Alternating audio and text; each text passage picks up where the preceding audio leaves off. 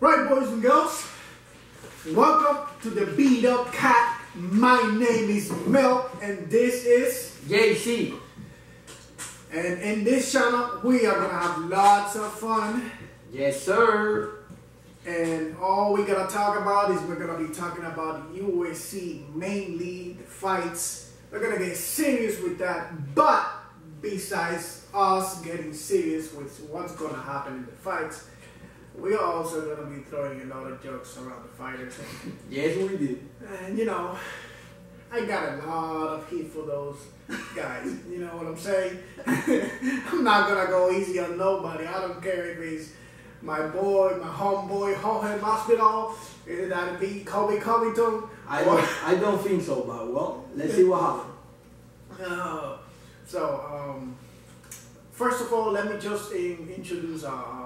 Let JC introduce himself, where he comes from, and what he's Hi, my name is JC. Sorry that I'm in the phone, but right now I'm watching the fights while we are recording because we get a little late because we had a problem with the microphone, but no worries, we will work on it. So I am from Cuba, I am 25 years old. He's my best friend, Melvin. We have been like for a long time talking about this project, and I told him like, why not us? If all people are doing what they love, you know, it's kind of fun, and also we like to bet in fights, so this is a kind of help people to understand more and, you know, have a fun podcast. That's the biggest idea, and this is something that we love, and I told him like, let's go it, you know. Right on. Alright, my name is Mel. I'm definitely not gonna tell you my age because I'm a goddamn dinosaur, you know. And it is what it is. I'm getting old, but it's what JC said. This is all about us having fun, but at the same time, about us having fun, it's pretty much to entertain you guys as best we possibly can. Because I'm pretty sure that we're gonna be having a good day, and you guys are gonna having a good day. Everybody's gonna have an excellent day. So that's pretty much what it is. And right now we had a little problem with the mic. Spent at least an hour and a half to get that son of a bitch going in, but to no avail. You know, it's none of our computers were detecting it, unless only one of them was actually doing it. And at the end of the day, I just couldn't make it, and I said, you know what? Who needs a goddamn mic? If we have our voices, right? If we got our voices, you know, obviously when it comes to the videos, there's gonna be mic involved. You know, right now we are gonna be trying to fix the problem with that mic because we're gonna need it. We need to be professionals, you know. This is something, we're still amateur, we're learning as we go. You know, nobody is born, you know, knowing everything. You know what I'm saying? It's no one is perfect. When you come into this unstable world, you don't come out running with kids. No, you come crawling, naked, full of shit too, you know, and pissed, crying. Why did you put me out of my comfortable zone? You know, in my mom's belly. And you're about, instead of crying, you're about to bite the doctor. But at that point, you don't even got goddamn teeth. You know what I'm saying? So. So we couldn't fix that, but in the near future, you're gonna hear from us much better. Right now, JC is watching the fights, yeah, and pretty much just like he said, what we want to do is watch the fights, you know. Give you betting advice to make money because we have to pay bills, you know. Exactly. You know, and if you guys, you know, are into, you know, betting, you know, or you know, trying to get some money.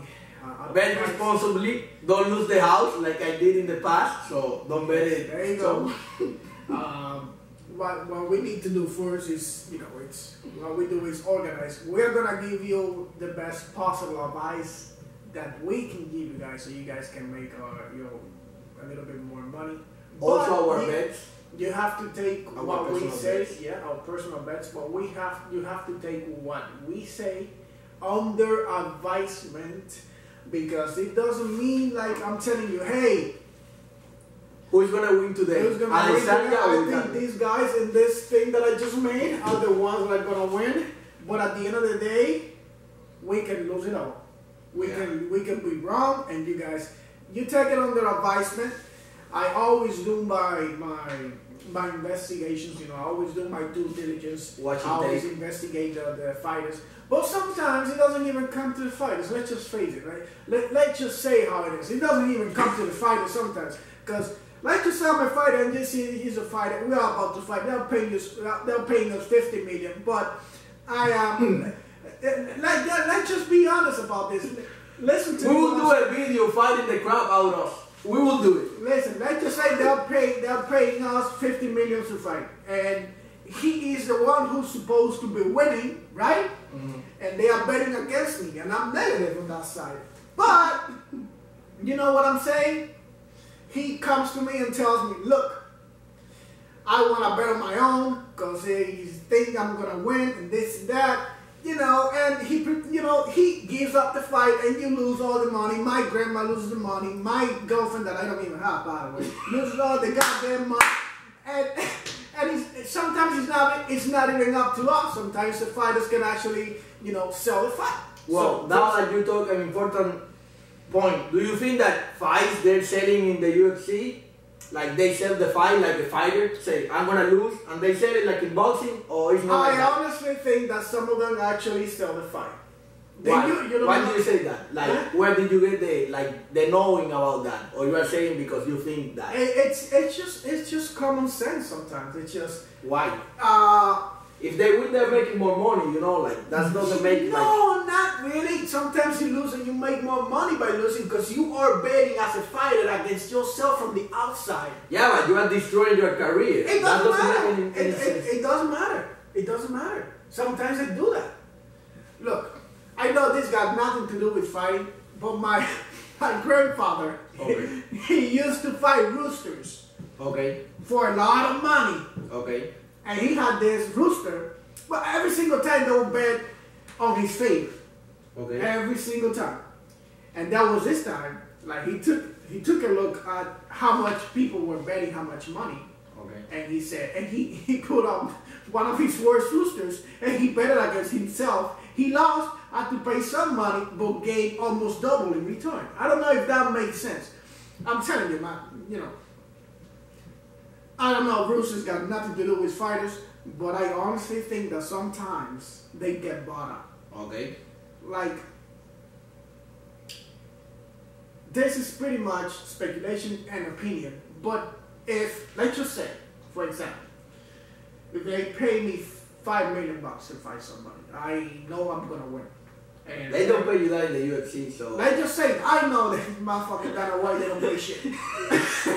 So, like, I was reading the other day, a guy, I think that his last name is Mendes, mm-hmm, and he was saying, like, he's gonna be, like, now in Battle Knuckles, that they're starting right now in Miami.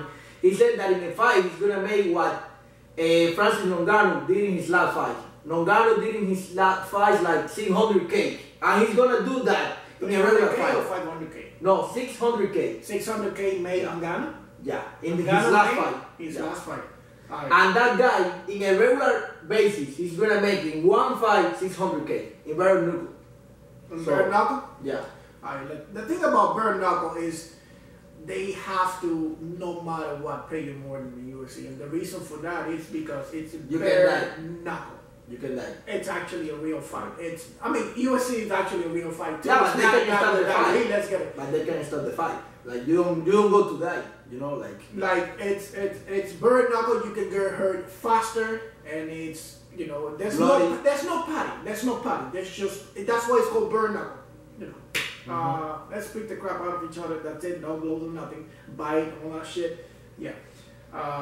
The thing is, there's certain things that I agree and disagree with Dana White. There are certain fighters in the UFC that they really, in my opinion, it's what I see, they really don't sell the fight.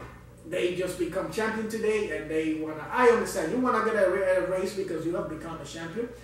That's fine. But you cannot go without defending your title asking for exaggerated money that you haven't even defended. Oh, that guy, they are beating his ass off. Oh. The guy that is like the friend of Whitaker, Marcum. Whitaker. Yeah, the guy that he trained with. Like, I think that talking about something different right now, like grapplers, they have a bigger advantage in MMA. In fights, they take the fight most of the time. Yeah. Most of the fight, because what's gonna happen after 2 or 3 rounds? I mean, not 2 or 3 rounds. Let's just say it's a championship fight. It's a 5 rounds. What's gonna happen with the strike usually after the 2nd or 3rd round? If he doesn't have any, he's gonna get tired. At that point, the wrestler is gonna dictate the fight. He can take it to the ground and pound you, put that finger, you know where, and you ain't gonna do absolutely nothing. The weight on you. Yeah. And not much defense. I mean, strikers still become champions. Of course. There's the case of Conor McGregor. Let's just talk about that crazy son of a bitch, because that's somebody I wanted to bring in.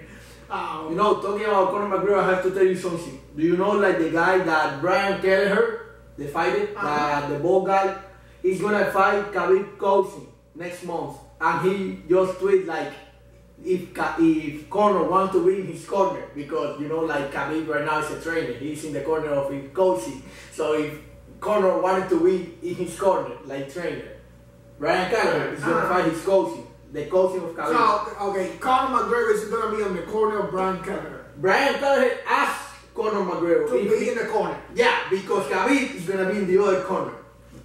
Yeah, I read that, like, he just tweeted that. Well, that's really interesting. Yeah. You know, but look, like what I was saying, so that's something I didn't know. That's something we're gonna kill down the road in this conversation, though. Ooh. Just got really hot in here, man. Well, like I said, it doesn't necessarily mean that the wrestlers are always going to be the champions. Strikers can become champions as well. You can actually be a striker, but you have to have great takedown defense in order to keep that belt. If you don't have great takedown defense, what's going to happen is one of these guys, like, what's this guy that got knocked out by Derek Lewis? Oh, Curtis Blade. Regardless if nobody likes this guy, he's gonna fight. It's the way he fights. If he takes it to the ground and you are just a striker and you didn't land what you were supposed to land, you are messed up. If you got takedown defense, then. But by the way, talking about that fight, he loses going to the takedown. He wasn't going to takedown, and he like the uppercut. There you go. And that finished the fight. It connected, right? So, yeah. The fight right there. What if that wouldn't have connected? What would have happened to Derek Lewis? We know Derek Lewis, his wrestling background, it's not that he sucks, it's that he's poor. He needs, he's fucked up. Talking another way. Yeah, he needs to work on it. He definitely needs to work on it. Obviously, but he's not gonna do it. He has like 34 fights. You got guys that are really good strikers, but they got really nice takedown defense. That's like Chandler. Michael Chandler has nice takedown defense. Yeah, but he has a wrestling background. He got exactly, but he's a good striker. That's what I'm trying to say. He's a really good striker. Justin Gaethje, an amazing striker too, has good takedown defense. I don't know what that takedown defense went when he faced Khabib, but he probably got scared. Takedown defense got away from his body with his soul. He's gonna try it right now against Oliveira. We're gonna find it out. Like, they're gonna fight. Okay, that's something I definitely looking forward. What do you think is gonna happen in that fight? Well, the same that happened with Poirier in the fight against Oliveira. Like, he loses the first round, and like the line at that moment, I remember that I had Oliveira, and the line was like, Oliveira was the underdog, and Poirier was minus 170 before the fight started. After the first round, Poirier was minus 270 in life, in the very line. I was completely screwed. And like, that guy is tough. Like, I thought that Oliveira was one of the worst fighters that you can see. Like, he started 0-2 in the fights, and right now he's like 15 or 12-2. He hasn't lost anymore since that fight.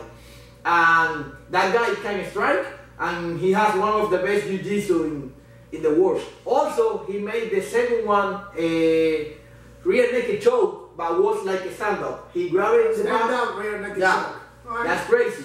And bye-bye, Poirier. Oh, also another thing that I wanted to tell you about rear naked choke.